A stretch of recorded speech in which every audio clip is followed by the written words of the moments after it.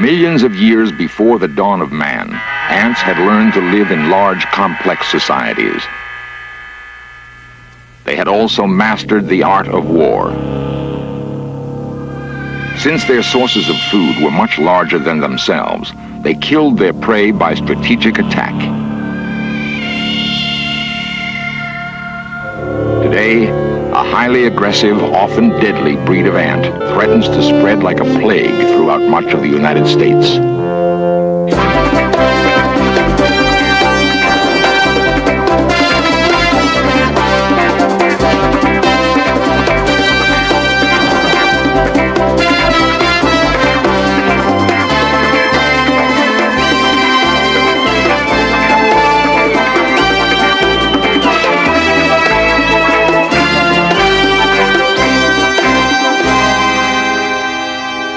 Fire ants.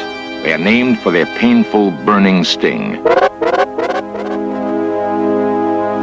Fire ants will quickly devour nearly anything. Fire ants attack their victims only in large groups. They are multiplying quickly, and there is no known way to stop them.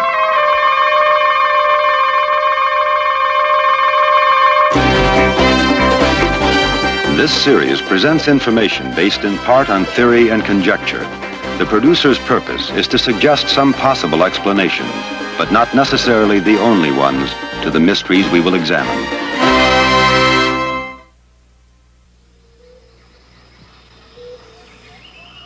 In the tropical jungles of Central and South America, everyday reality can have the appearance of pure illusion. Animated leaves seem to march down a hanging vine. In truth, each leaf's movement is the work of a tiny but powerful ant. They are known as the leaf cutters. Leaf cutters are the farmers of the jungle. One colony transports over a ton of leaves a year to its underground city. The leaves themselves will not be eaten. A fungus which will grow on the stored leaves provides the entire colony with its single source of food.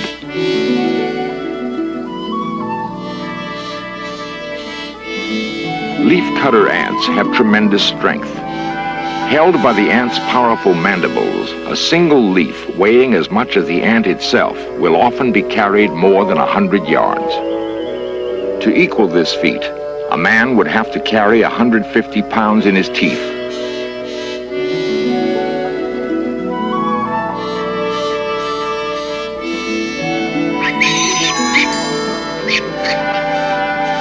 For nearly every jungle animal, survival hangs in delicate balance. Both predator and prey are highly affected by the slightest change in the jungle's fragile ecology. Food cannot be taken for granted. Its abundance is never assured.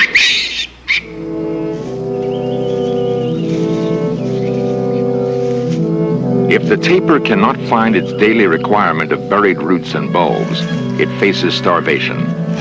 The tiny ant, however, has a distinct advantage over other jungle species. It is older, more resilient to change, and much better adapted to its unpredictable environment.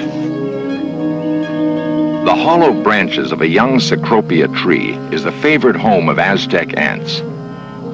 The Aztecs have powerful mandibles and a vicious bite. If their tree is disturbed in any way, the entire colony will swarm out to attack the intruder. A foreign vine placed against the tree quickly rallies the colony in defense of its home. A frenzied attack will not end until the vine has been completely removed. The tamandua, or anteater, will rarely venture a visit to a Cecropia tree. It is content to search for termite nests high in the branches of other trees. Among the most legendary and feared of all jungle predators is a group of tiny, fast-moving ants. They travel like soldiers in well-organized columns, continually searching for food. The highly developed cooperation among hundreds of thousands of ants transforms their mobile colony into a single ferocious creature. They are called army ants. When army ants move through the jungle, they establish temporary bivouacs by forming a solid mass with their own bodies. Using their hooked feet, thousands of workers attach themselves together in successive rows. The rows hang down to form an intricate living wall which protects the queen inside. Every morning, hundreds of raiding parties set out in search of prey. A chance encounter with a rival species of army ants sets the stage for the day's first battle. Both ants are armed with sharp mandibles and a deadly sting. They will fight to the death.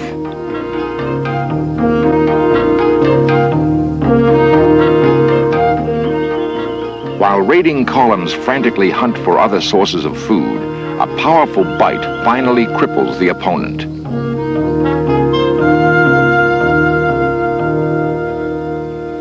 A larger prey suffers a coordinated mass attack.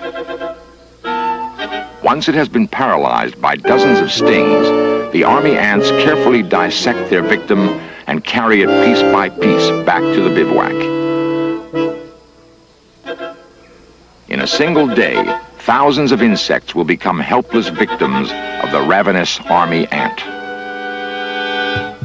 Wherever raiding ants move, other animals follow along, hoping to feed on their fleeing prey. There are other kinds of deadly ants which live in the jungle completely alone. They are solitary hunters and highly efficient killers. For the predaceous ant, a much larger katydid makes an easy victim. Nearly an inch long, the predaceous ant will attack insects many times its size. Possessed of incredible strength, it can easily lift the katydid and carry it off. Its venom is deadly. A single sting can paralyze, even kill a grown man. Most of us regard ants as insignificant pests, a nuisance in the kitchen or at a picnic. But for many people in the United States, that attitude has undergone a forcible change. The problem has been caused by a tiny but fierce red ant, the fire ant.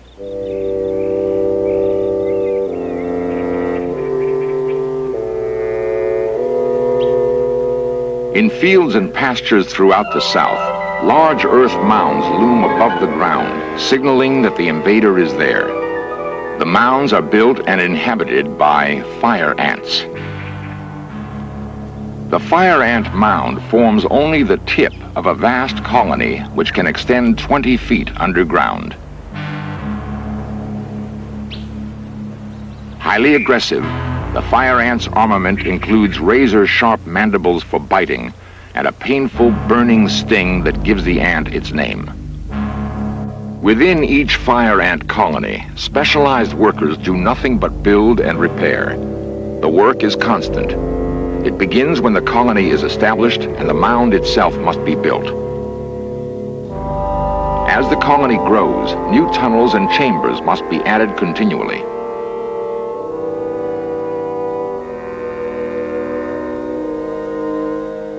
In about 3 years, the mound may reach over a yard high and contain more than 250,000 ants.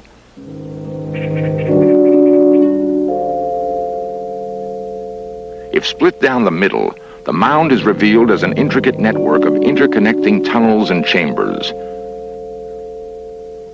Buried deep in some of the chambers lie the developing eggs of new ants. The eggs are frequently moved from place to place by specialized workers. When the sun warms the mound, eggs are carried toward the top. At night or during cold weather, the developing brood is hauled deep below ground level where the temperature is warmer. Other workers specialize in storing food or in keeping the mound clean. Still others stand on constant guard, ready to sound an alert. The slightest disturbance to the mound instantly rallies thousands of biting, stinging ants in defense of the colony. The aggressive fire ants wage regular warfare on all other kinds of ants they encounter. Unable to see or hear, they communicate their strategy by chemical odors called pheromones. They rarely lose a battle.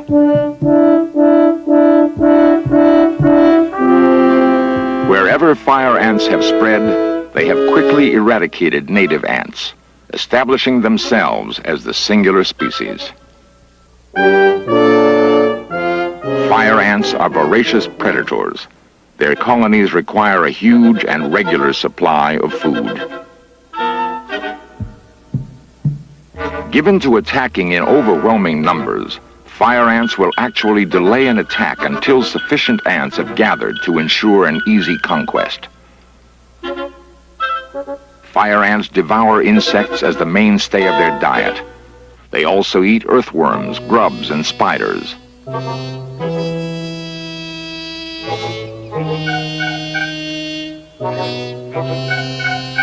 Fire ants attack beneficial insects as well as harmful ones.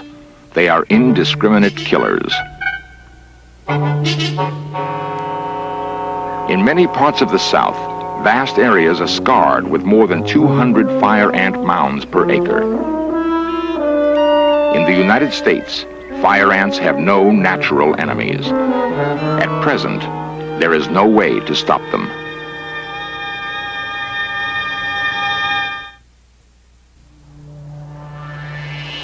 Today, fire ants infest more than 150 million acres in 9 southern states, from North Carolina to Texas.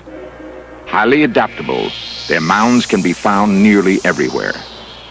In parks and playgrounds, in fields and vacant city lots, along sidewalks and roadsides, around houses, on lawns, near schools and hospitals, even in the middle of cities.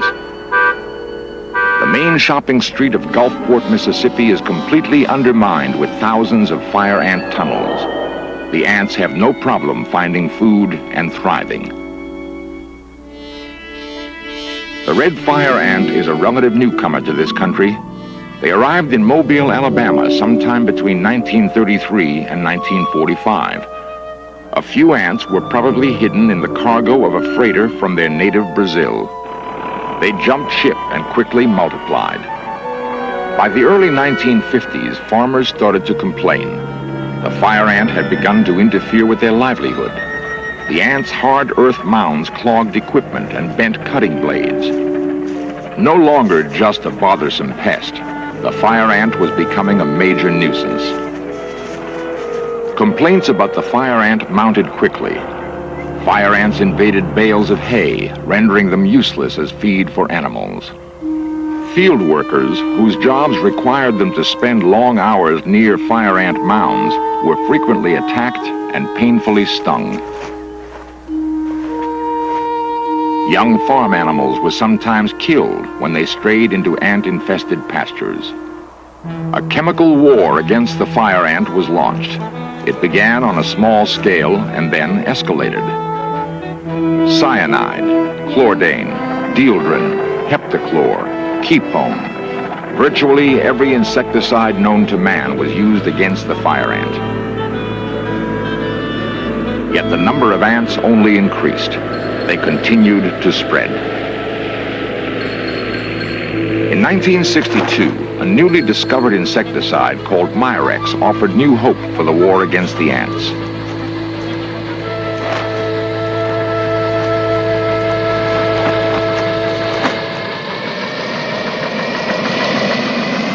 Large areas of land were covered with small pellets of bait containing the insecticide. Where other chemicals had failed, this one seemed to control the ants. A fleet of vintage B-17 bombers was converted to drop insecticide. Their single mission, to destroy the fire ant.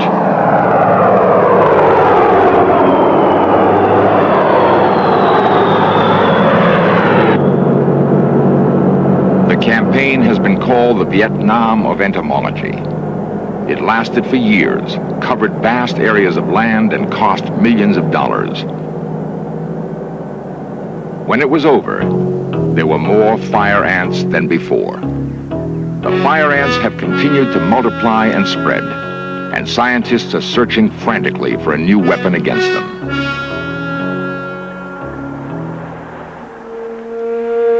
At the U.S. Department of Agriculture's Fire Ant Control Lab, nearly 4,000 new insecticides have been carefully tested. So far, none has proved both safe and effective. A winged fire ant queen, ready for mating. The major problem in controlling the spread of fire ants lies in their method of reproduction. Mating takes place not on the ground, but high in the air. Unfertilized winged queens are produced in large numbers by every colony. At mating time, usually in the spring, they leave the colony for a nuptial flight. A hovering cloud of winged male ants waits in the sky high above them. The queens fly up to the males to be inseminated.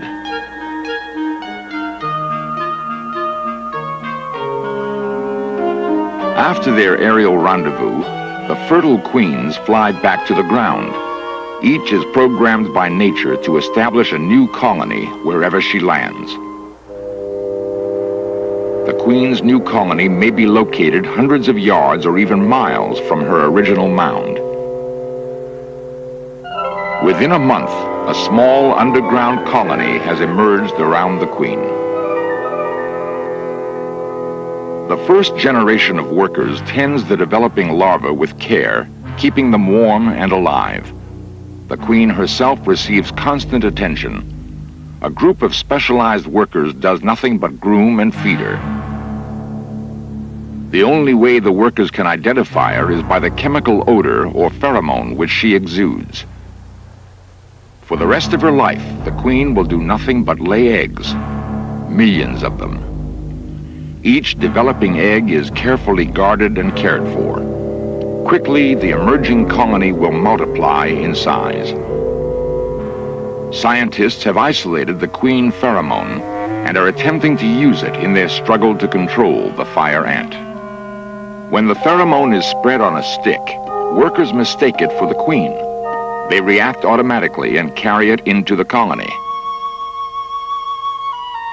The pheromone odor may someday serve as a way to deliver new insecticides into the core of a fire ant mound. At present, however, it is only an experiment, which holds some promise for the future. Parasitic mites sometimes infest the bodies of fire ants. This fact has led scientists to search for other organisms that could control the ant population. So far, none has been found. Viewed through an electron microscope, the tiny fire ant takes on grotesque form. Nearly half of its head area is taken up by two sharp mandibles, each with 3 points to tear and bite. The fire ant's real wallop, however, comes from its venomous stinger, not its bite. Using a tiny syringe, Agriculture Department scientist Dr. Mike Glancy carefully milks venom from a dissected fire ant. The venom is unique in the animal world.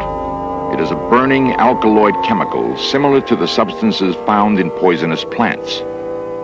The fire ant's venom makes an accidental sting a very painful experience. The ant first bites the skin with its mandibles, then it injects poison with the stinger. The result is a painful pustule which lasts several days. Dogs that play in fire ant areas are highly vulnerable. This puppy was savagely attacked. Farm animals grazing in infested pastures frequently receive numerous painful stings. This woman fell on a fire ant mound and was badly stung. In 1974, foraging fire ants entered the window of a convalescent home and stung this woman hundreds of times. She barely survived. As the fire ant has spread, it has taken a human toll. People have died from complications such as gangrene, which developed from fire ant stings. The elderly, the allergic, and people with circulatory problems are especially vulnerable to the venom. The list of victims will undoubtedly grow. The fire ant is multiplying and spreading at an incredible rate. Today, fire ants are sweeping westward and also to the north. They are moving through Texas and are expected eventually to reach California. If a fertilized queen should land aboard a cross-country truck or stow away in someone's camping gear, they could quickly infest vast new areas. Scientists have projected that the region as far northwest as Seattle, Washington is destined to be infested by fire ants.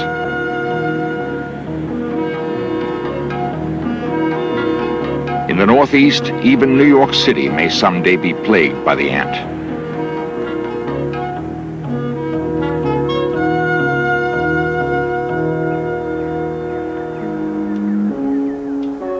Wherever fire ants spread, they will leave their mark on those unlucky enough to encounter them.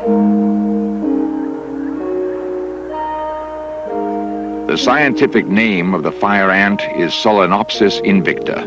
It means the unconquered ant.